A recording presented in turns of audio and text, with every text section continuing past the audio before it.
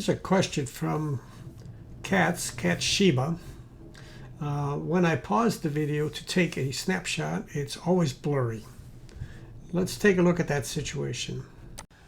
The quality of your snapshots on the timeline are going to be kind of equivalent to the quality of the video that you have there.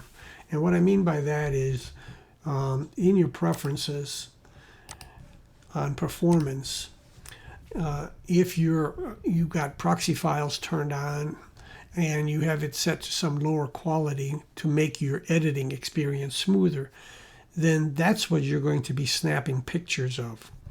And you may want to have something, bring it in at a higher resolution then.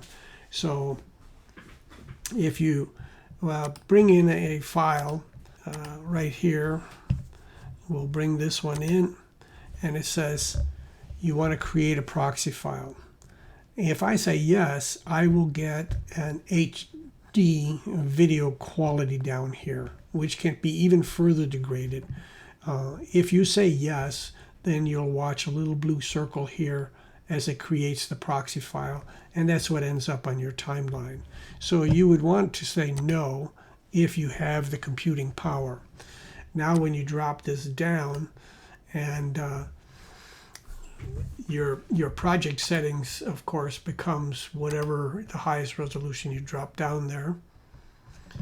And you can now even improve the color space on here. This is the standard color space, and if you have a very dense 4K, 5K, 8K picture, then you can choose one of these other options. And if you do that, your picture is going to be even brighter because there's going to be more data in there. You may have to turn it down in order to take your snapshot, but this is another way that you can improve the quality of the shot. The other thing that you can do is if you're working with a lower resolution because your computer lags or whatever, you'll want to make sure before you take that snapshot that you set it to full quality.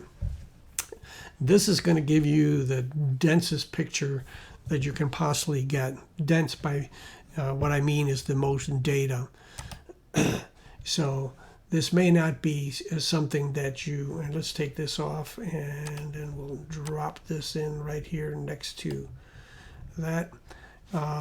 So this is our picture that we have here, and we can see that this is a better quality. Let's go back to the project settings and change our color space back to the norm. I would venture to say that these are the things that you need to do in order to get the best quality non-blurry picture. It could be also that you are at a different frame rate. In other words, you're not importing, or again in your project settings, the frame rate could be different than what it was recorded at. If that's the case, then your picture is also going to be blurry, because then you're going to get interpolation between the different frames, and that's going to make certain frames blurrier than others. So you want to make sure that your frame rate is the same. So first thing is bring in videos without a proxy file, as long as your computer can handle it. Make sure that your playback is at full quality. Make sure that your file is fully rendered. That is, you don't see the red line here, rather you see this blue greenish line. So everything is rendered.